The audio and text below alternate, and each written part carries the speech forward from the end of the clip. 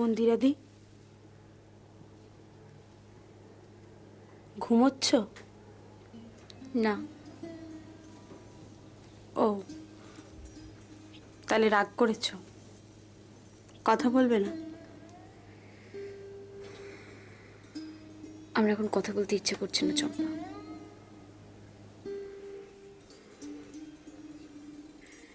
Please আমাকে একটু একা থাকতে দাও।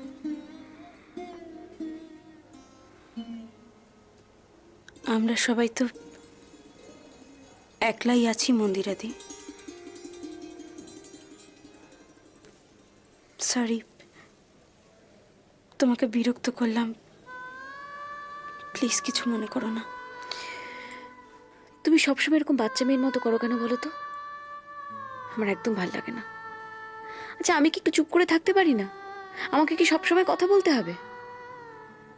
একজন মেয়ে অসুস্থ হয়ে হাসপাতালে ভর্তি থাকলে কি তার চুপ করে থাকার অধিকারটুকু চলে যায়? তুমি এইভাবে কথা বলছো কেন? আমি তো তোমাকে সেরকম কিছু বলিনি। রাগ করো না চম্পা, সত্যি বলছি, আজ আমার মন মেজাজ এতটুকু ভালো নেই।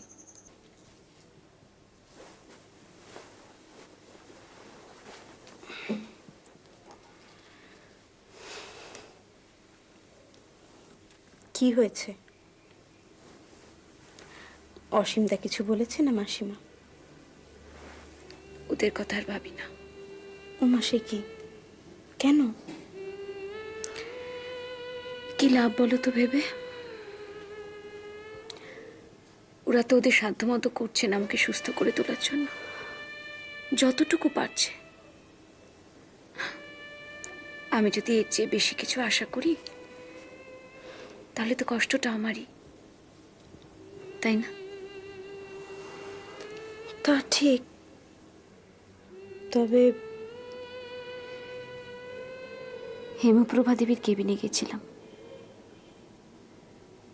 এত মন খারাপ হয়ে যায় ওকে দেখলে, কারোর সঙ্গে আর কথা বলতে ইচ্ছে করে না। খুব আশ্চর্য লাগছে তোমার কথা শুনতে। আমায় বলবে?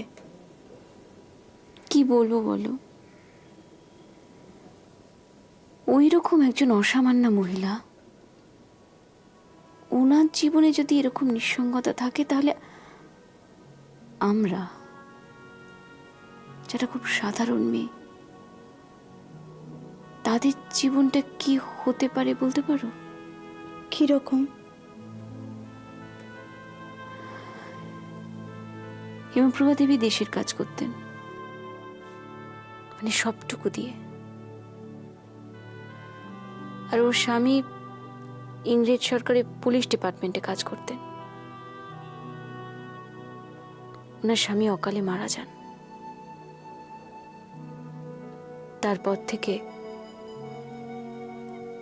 একা হাতে ছেলেকে মানুষ করেছেন আর দেশের কাজ করেছেন। মজার কথা কি জানো চম্পা? সেই ছেলে এখন বিরাট একটা পোস্টে চাকরি করে, কিন্তু কোথায় যেন মায়ের মূল্যটা তার কাছে হারিয়ে গেছে। বড় নিঃসঙ্গ হেমপ্রভা দেবী, বড় একা। ইস, ভাবো তো চম্পা, ওই রকম একজন মহিলা যদি একটা বাতিল কাগজের মতো এই হাসপাতালের বেডে পড়ে থাকতে পারেন, তাহলে আমাদের ভবিষ্যৎ কি? আমরা যদি আর সুস্থ না হয়ে উঠি? চুপ করো মন্দিরাদি, আমার আমার ভয় করছে। বুঝেছি, ভদ্রমহিলা তোমাকে পেয়ে বসেছেন। আমি আর ওনার কাছে যাব না। যাবে না? কেন? অত ব্যক্তিত্ব, অত যন্ত্রণা আমি সহ্য করতে পারবো না চম্পা। মরে যাব। মন্দিরাদি,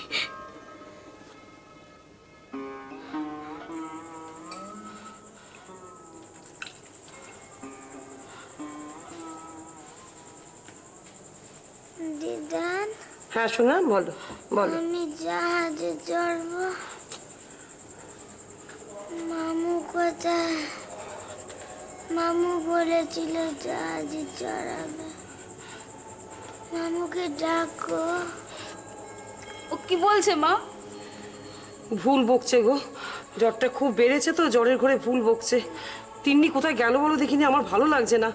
এবার একজন ডাক্তারকে ডাকতেই হবে।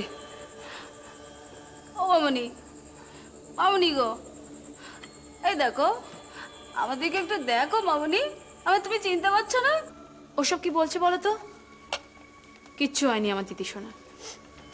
শোনো দেখি, এই তো অনেক জ্বর মা। এক্ষুনি দেখলাম জানিস 104। আমার ভালো লাগছে না তিন্নি। নক্ষত্র এখনো এলো না। তুই একজন লোকাল ডাক্তারকে ফোন কর। মা একটু হরলিক্সটা খেয়ে নাও বাবা। না, খাবো না।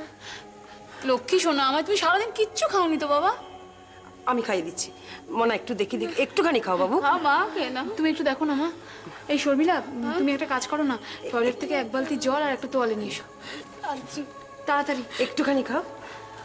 মাথা ধুয়ে দেখি যদি জ্বরটা একটু নামে। আমার একটা ফোন করতে হবে। কাকে ফোন করছিস? নক্ষত্রকে? না না, ওকে নয়, আগে হাসপাতাল ওকে ছাড়ুক, তারপর তো বাড়ি। হ্যালো, ডক্টর মিত্র আছেন? লক্ষ্মী, লক্ষ্মী শোনা, একটুখানি একটুখানি বাবা, দেখো দেখো দেখো দেখো। জোরে জোরে শ্বাস নাও মা।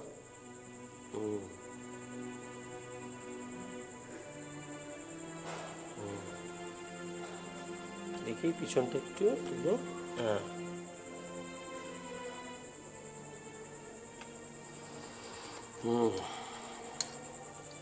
কি হলো? শুধু তো টেম্পারেচারটাই একটু হাই ছিল। টেম্পারেচারটা হাই হওয়াটা কোনো রোগ নয়, ওটা অ্যাকচুয়ালি রোগের সিমটম। দেখি একটু জিভটা দেখি মা, জিভটা দেখাও। জিপটা বার করো। হুম, বার করো বার করো। হ্যাঁ, একটু বড় করে। হ্যাঁ হ্যাঁ হ্যাঁ, তাহলে হয়েছেটা কি ডাক্তারবাবু? ঠিক বুঝতে পারছি না। এখন তো ভাইরাল ফিভারের কোনো চান্স নেই, তাহলে বাঁধালো কিভাবে? আসলে আমার কাছে দুদিনের জন্য গেছিল, একটু অনিয়ম হয়ে গেছে। একটু নয় অনেকটাই অনিয়ম হয়েছে, বুঝলেন? মা চুপ করো না। আচ্ছা ডাক্তারবাবু, জ্বরটা কি করে হলো? দেখুন, অন্য কোনো বাড়ি হলে আমি বলতাম যে এক্ষুনি ম্যালেরিয়ার ব্লাড টেস্টটা করিয়ে নিন, কিন্তু এটা ডাক্তারের বাড়ি, সেটা তো বলতে পারি না। স্যাঙ্গুইন না হয় কিচ্ছু বলা যায় না। আমার মনে হয় টাইফয়েড অথবা ভাইরাল ইনফেকশন দুটোই হতে পারে। ব্লাড টেস্টটা করিয়ে নেওয়া দরকার। আচ্ছা,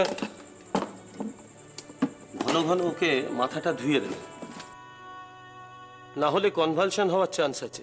আর আমি প্রেসক্রিপশন নিজে কিছু করলাম না, ডক্টর রাই সেটা করবেন। আর ভালো কথা, আপনি ক্রোসিনটা 5 ml করে 2 ঘন্টা বাদে বাদে দিয়ে যাবেন, ঠিক আছে? আমি আসি। কি যে করলো নক্ষত্র, হাসপাতাল হাসপাতাল করে নিজের সর্বস্ব দিয়ে দিল। এই সমস্ত না করে একটু প্রাইভেট প্র্যাকটিস করতে পারতো তো। এত বড় একখানা বাড়ি রয়েছে, নিচের একখানা ঘরে একটু চেম্বার খুলে বসতে পারতো। কিরকম ডাক্তার গো? চুলগুলো কি সব হাওয়ায় পেকেছে? কিচ্ছু বলতে পারে না। আরে বাবা, আজকালকার কোনো ডাক্তারই কিছু বলে না। আগে সবকিছু টেস্ট করাও, তারপরে বলবে। কেউ আর রিস্ক নিতে চায় না। মা গো, ভালো লাগছে মা? শরীরটা ও শোনা, ভালো হয়ে যাবে মা। কেন তুমি ডায়ালিসিস করাতে নিয়ে যাবে কেন? তোমার বড় ডাক্তার কোথায়? উনি একটু ব্যস্ত আছেন, তাই আসতে পারবেন না। তাহলে আমার ডায়ালিসিসটাও বরং আজকের দিনটা বাদ থাক। না, তা হয় না। আপনি 10 মিনিটের মধ্যে তৈরি হয়ে নিন, সিস্টার আপনাকে নিয়ে যাবেন। না না না, এরকম তো কথা ছিল না। আমার ডায়ালিসিসের সময় সে থাকবে না, যদি কোনো বিপদ হয়। বুঝেছি, আমার উপর আপনার একটুও ভরসা নেই। না না, তা কেন? তা আসলে ডায়ালিসিসের সময় আমার বড় কষ্ট হয়, তুমি তো জানো। আর তবু তোমাদের ডাক্তার থাকলে আমি 2-4টে কথা বলে মনটা একটু হালকা লাগে। তার মানে আপনি ডায়ালিসিস যাবেন না? যাব না তো বলিনি, তো ওই যে বললাম, ডক্টর রায় থাকলে আমার এই কষ্টটা যত সহ্য করতে পারি আমি, উনি না থাকলে। দেখুন, আমাদের একটা নিয়ম মেনে চলতে হয়। এখন আপনি যদি ডায়ালিসিস না নেন তাহলে সেই নিয়মটা আমাদের ভাঙতে হবে, আর সেটা আমাকে ডক্টর রায়কে জানিয়েই ভাঙতে হবে। তাতে উনি বিরক্ত হবেন। ঠিক আছে, আর যখন অন্য কোনো উপায় নেই তখন। কেন? সে কি এমন কাজে ব্যস্ত? প্রত্যেকবারও তো নিজে থেকে আমার ডায়ালিসিস করায়, আর আজ পারবে না কেন? ওনার মেয়ে অসুস্থ, সেই নিয়ে উনি খুবই উদ্বিগ্ন। মেয়ে অসুস্থ? কই, আমায় তো কিছু বলেনি। তাছাড়া হসপিটালে কিছু ব্যাপার নিয়ে উনি খুব ডিস্টার্বড, তাই আমি বলেছিলাম ওনাকে বাড়িতে থাকতে। কিন্তু আপনি যেভাবে নন কোঅপারেট করবেন ভাবতেও পারিনি। শোনো, আমি এক্ষুনি তৈরি হয়ে নিচ্ছি, তুই নার্সকে পাঠিয়ে দাও। তুমি তাহলে এগোচ্ছ? হ্যাঁ রে, আর থাকতে পারবো না। ওদিকে একেবারে ধুমধুমার কাণ্ড বেঁধে যাচ্ছে। সেই তো, ওখানেও তো আবার তুমি না থাকলে অসুবিধে। ঠিক আছে, তুমি যাও। আমার না একটুও যেতে ইচ্ছে করছে না, বিশ্বাস কর। নক্ষত্র এখনো এলো না, একটা ফোন তো করতে পারতো, বল তুই। ফোন তো করেছিল মা, কখন? ভোরবেলা। তুমি তখন ঘুমোচ্ছিলে, বললো বেলা করে আসবে। ও, কোনো দরকার লাগলে আমাকে একটু ফোন করিস। দরকার আবার কি হবে? না মানে, তোকে একা হাতে সব করতে হবে তো, এরপর আবার নক্ষত্র এসে যাবে, ওর জন্যেও।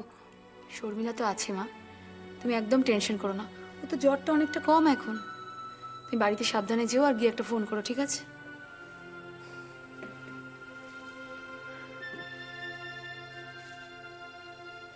আমার এত খারাপ লাগছে, বিশ্বাস কর।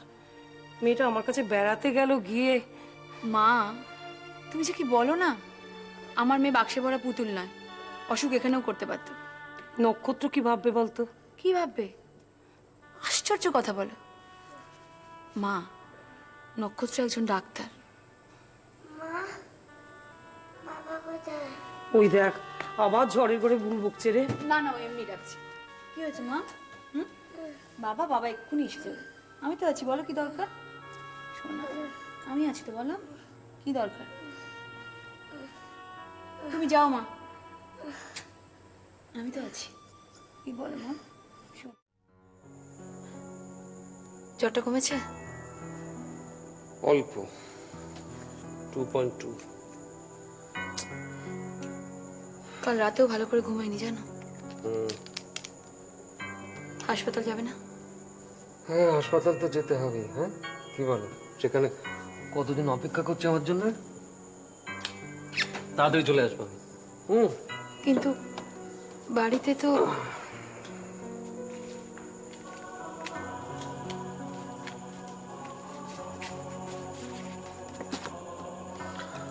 হ্যাঁ, কে রতন? আমি ডক্টর রয় বলছি। শোনো, তুমি আমার বাড়িতে একটা কাউকে পাঠিয়ে দাও তো। একটা আমার মেয়ের শরীরটা একটু খারাপ হয়েছে, জ্বর হয়েছে, ব্লাড টেস্ট করতে হবে। হ্যাঁ, আর যত তাড়াতাড়ি সম্ভব আমাকে রিপোর্টটা দিয়ে দিও। আমি কি কি টেস্ট লিখে দিয়ে যাচ্ছি। হ্যাঁ, ঠিক আছে। কখন পাঠাচ্ছ তাহলে? আচ্ছা।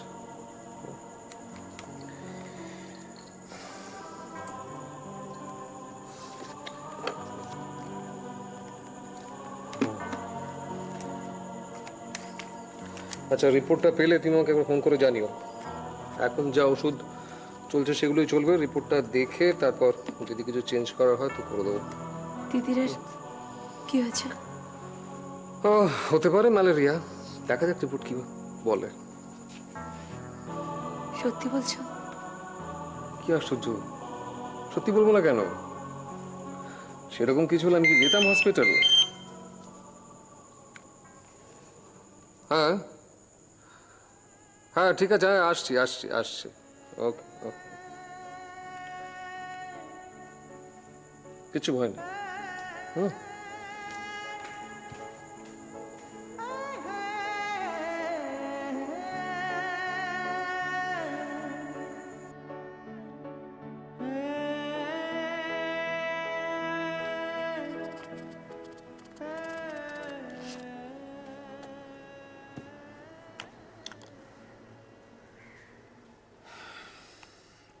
আপনারা এর আগে ডক্টর সামন্তকে দেখিয়েছিলেন না? হ্যাঁ, উনি সাধন অ্যাভিনিউতে বসেন। হ্যাঁ, আসলে উনি আমার স্যার ছিলেন মেডিকেল কলেজে। ওনাকে আমি বছর দুয়েক পেয়েছিলাম। এনিওয়ে, স্যার নিশ্চয়ই আপনাদের সমস্ত বলেছেন।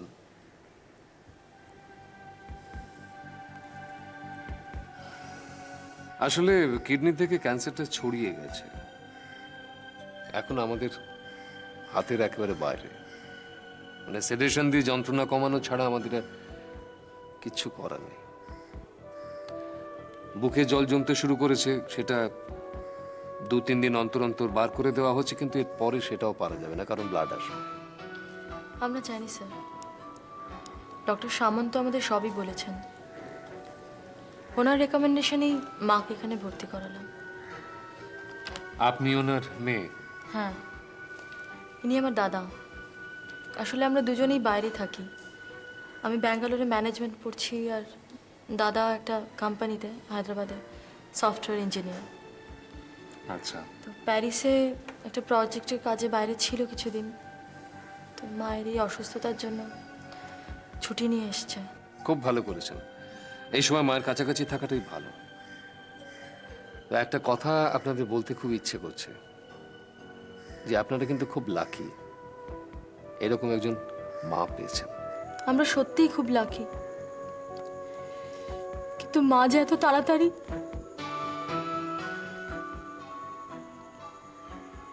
এই দাদা, কি হচ্ছেটা কি? আসলে ও একটু বেশি ইমোশনাল। মায়ের এই অসুখের ব্যাপারটা কিছুতেই মেনে নিতে পারছে না। এই দাদা, সরি ডাক্তারবাবু। আপনাকে একটা অনুরোধ করবো ডাক্তারবাবু, মায়ের এই অসুখটার কথা মাকে জানাবেন না, তাহলে মা স্টেডি থাকতে পারবেন না। আপনি দেখবেন যাতে মা না জানতে পারে। প্লিজ ডাক্তারবাবু, আপনি আমায় কথা দিন।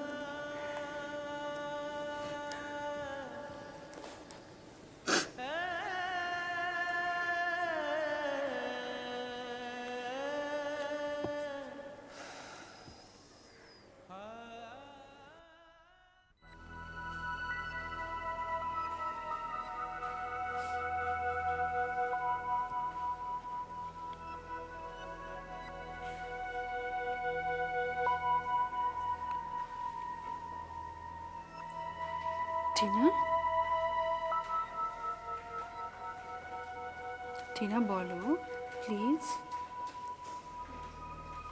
বলো না, আমাকে বলো, তুমি কেন এমন একটা কাজ করতে গিয়েছিলে?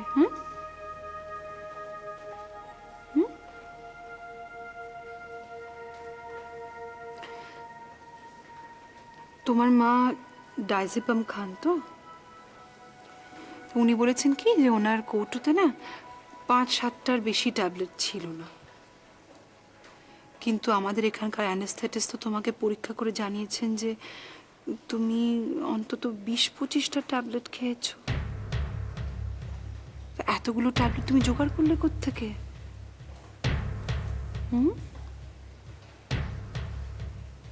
বলো।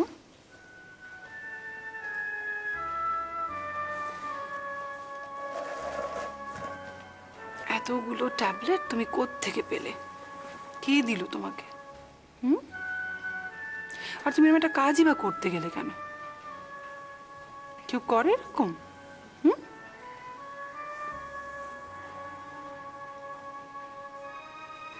চুপ করে থাকে না, বলো আমাকে।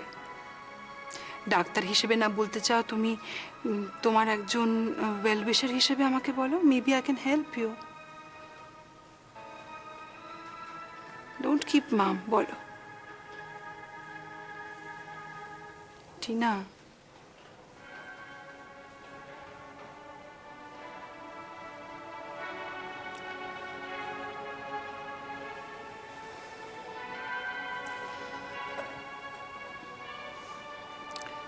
তোমার ভালোর জন্যই না আমি তোমার সঙ্গে কথা বলতে চাইছিলাম। আমি তো তোমার বন্ধু। কিন্তু তুমি যখন ঠিক করেছো তুমি কোঅপারেট করবে না, থাক, কথা বলার দরকার নেই। কিন্তু তুমি বোধহয় একটা ব্যাপার জানো না,